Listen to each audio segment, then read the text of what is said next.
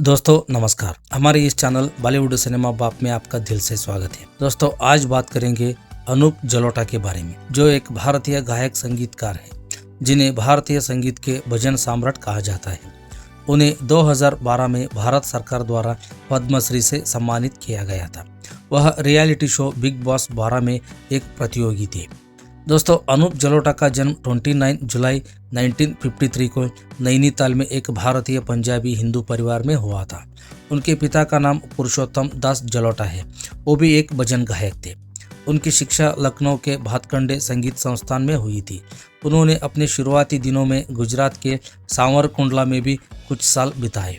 उनके परिवार के बारे में बात की जाए तो अनूप के 4 भाई बहन हैं, जिनमें से 2 छोटे भाई अनिल जलोटा और अजय जलोटा है, और जिनमें से 2 उनकी छोटी बहनें अंजलि धीर और अनिता मेहरा है।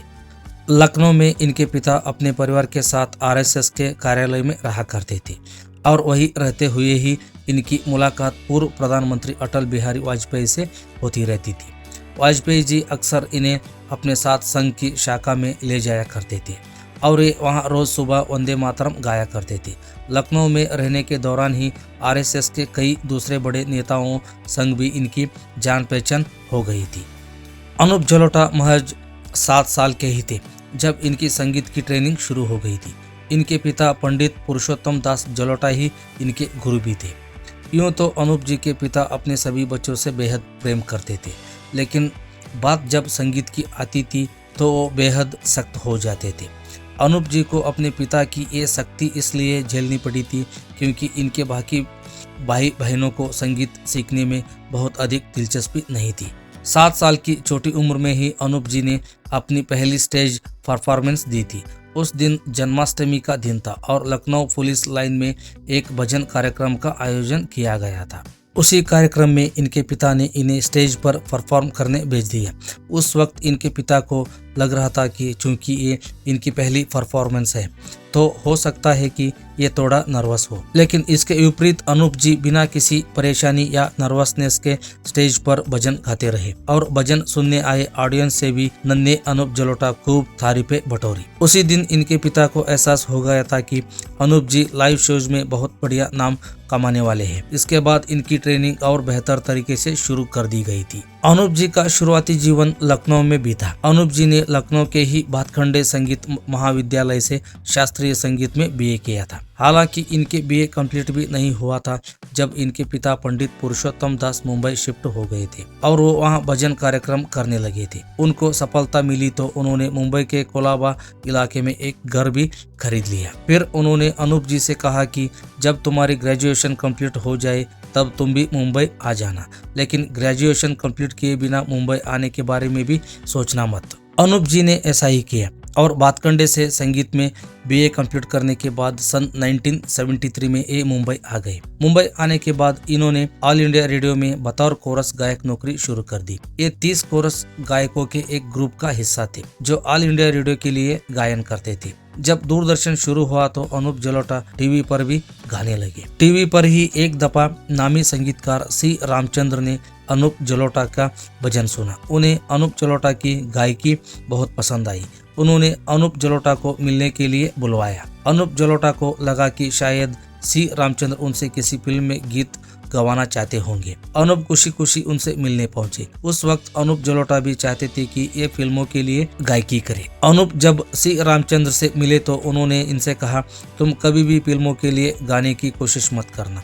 तुम इतना अच्छा गाते हो कि तुम्हारा नाम खुद ही किसी प्लेबैक सिंगर से ज्यादा हो जाएगा। अनूप जलोटा ने भी सी रामचंद्र की बात को गंभीरता से लिया और अपनी गायकी पर और ज्यादा मेहनत शुरू कर दी और आखिरकार सी रामचंद्र की बात सच भी साबित हुई और ऑल इंडिया रेडियो वालों ने इन्हें 320 रुपए महीना तनख्वाह देते थे। अनूप जी ने वो नौकरी लगभग 2-2.5 साल तक की। फिर जब मनोज कुमार ने अपनी फिल्म शिरडी के साईं बाबा के लिए अनूप जी से उस फिल्म में 4 गीत रिकॉर्डिंग कराए और यही अनूप जी के करियर के लिए टर्निंग पॉइंट साबित हुआ। शिरडी के साईं बाबा फिल्म में गाए अनूप जी के गीतों को बहुत पसंद किया गया। फिल्म जगत में इनको पहचान मिल गई और फिर इन्होंने कभी पीछे मुड़कर नहीं देखा। अनूप जी हमेशा इस बात को कहते हैं कि इन्हें शिरडी के साईं बाबा का भरपूर आशीर्वाद मिला है, इसलिए इन्हें इतनी जल्दी और इतनी बड़ी सफलता मिल गई। साथ ही मनोज कुमार जी को अनूप जलोटा अपना गॉड फादर भी मानते हैं। यह एक बार की बात है कि अनूप जी को महान गायिका लता मंगेशकर जी से कुछ काम के सिलसिले में फोन पर बात हुई और एक तय वक्त पर उन्होंने अनूप जी को महबूब स्टूडियो में आने को कहा। अनूप वक्त पर महबूब स्टूडियो पहुंचे और उनकी लता जी से मुलाकात भी हो गई। मुलाकात खत्म करके जब अनूप वापस आ जा रहे थे तो लक्ष्मीकांत प्यारेलाल दोनों ने अनूप जी को बुलाया और चाय पीकर जाने को कहा। उनके कहने पर अनूप जी रुक गए। उस दिन लक्ष्मीकांत प्यारेलाल लता जी के साथ एक गीत की रिकॉर्डिंग कर रहे थे। गीत की रिकॉर्डिंग खत्म होने के बाद लता जी अपने घर चली गई। उनके जाने के बाद लक्ष्मीकांत जी ने अनूप जी से उस गीत में एक लाइन गाने की गुजारिश की। अनूप जी ने उनकी गुजारिश पर वो एक लाइन गा भी दी। लक्ष्मीकांत जी ने जब अनूप जी को वो एक लाइन गाने के कुछ पैसे देने चाहे तो अनूप जी ने पैसे लेने से मना कर दिया और कहा, ये तो एक इत्तेफाक था जो मैं यहाँ आ गया और आपने मुझसे ये लाइन गवा दी। इसके लिए पैसे मैं नहीं ले पाऊंगा, लेकिन अगर आप किसी दिन मुझे फोन करके स्पेशली कोई गीत रिकॉर्ड करने बुलाएंगे तब मैं पैसे ले लूंगा। इसके बाद अनूप जी अपने घर लौट आए। फिल्म रिलीज हुई और वो गाना बेहद सुपरहिट हुआ। उस गाने के लिए अनूप जी को उनके जीवन का पहला गोल्डन डिस्क फिल्मी अवार्ड मिला। वो फिल्म थी साल 1981 में रिलीज हुई। रति अग्निहोत्री और कमल हासन स्टारर एक दूजे के लिए, और अनूप जी ने लता जी के गाए जिस शानदार गीत में एक लाइन गाई थी वो था, हे प्यार तेरी पहली उम्र को सलाम। अनूप जलोटा किशोर कुमार के बहुत बड़े फैन रहे हैं। किशोरदा भी अनूप जलोटा के हुनर के मुरीद थे और इनकी बहुत इज्जत किया करते थे। किशोरदा और अनूप जलोटा से जुड़ा एक दिलचस्प किस्सा कुछ यूं है कि एक दफा अनूप जलोटा ने किशोरदा को फोन किया और उनसे कहा कि मैं एक फिल्म का म्यूजिक बना रहा हूँ, आपको उस फिल्म में मेरे लिए एक गीत गाना होगा। किशोरदा ने अनूप जी से कहा कि तुम घर आ जाओ, आराम से बैठकर बात करेंगे। अनूप जी अगले दिन किशोरदा के घर पहुंचे। अनूप जी को देखकर किशोरदा अपने बेटे अमित कुमार से बोले, इनके पैर छुओ, ये वही है जिनके भजन हम रोज सुबह सुनते हैं।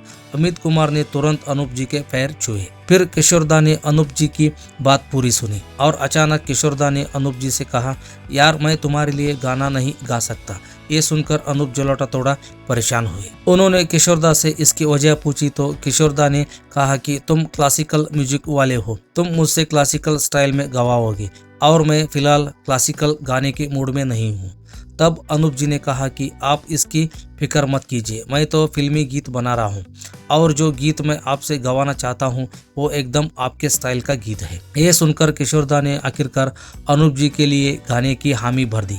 वो फिल्म जिसके लिए अनूप जलोटा ने किशोरदा से गीत गवाया था वो थी साल 1986 में रिलीज हुई पत्तों की भाजी, और किशोरदा ने जो गीत गाया था उस गीत का टाइटल था नहीं दूर मंजिल। और दोस्तों, अनूप जलोटा गायक ही नहीं बल्कि एक अदाकार भी है। अनूप जलोटा ने पहली दफा साल 2021 में रिलीज हुई फिल्म सत्य साई बाबा में अदाकारी की थी। और दोस्तों, दिल से विनती है आप हमारे इस चैनल को सब्सक्राइब करो और साथ में बेल आइकॉन भी प्रेस करो। और दोस्तों, अनूप जलोटा की पर्सनल लाइफ के बारे में बात की जाए तो अनूप जलोटा की 3 बार शादी हो चुकी है। इनकी पहली पत्नी थी सोनाली सेठ। बताया जाता है कि सोनाली सेठ अनूप जी की शिष्या थी और फिर जब अनूप जी ने परिवार के खिलाफ जाकर सोनाली सेठ से शादी कर ली थी तो वो इनके साथ स्टेज पर लाइव गाती थी। एक वक्त पर अनूप और सोनाली जलोटा उत्तर भारत में अपनी भजन गायकी के लिए बेहद मशहूर हुए थे, लेकिन आगे चलकर दोनों के बीच मतभेद हो गए तो और दोनों ने तलाक ले लिया। सोनाली सेठ के बाद अनूप जलोटा ने बीना भाटिया से शादी की। ये शादी इनके माता पिता की मर्जी से हुई थी।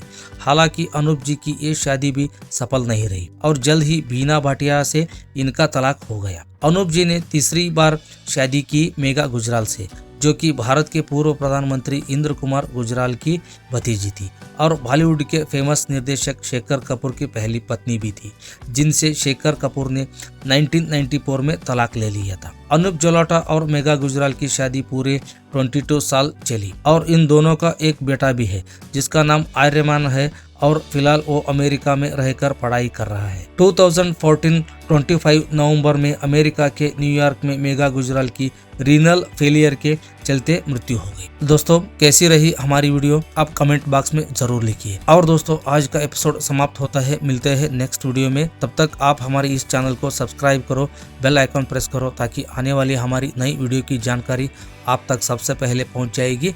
धन्यवाद दोस्तों।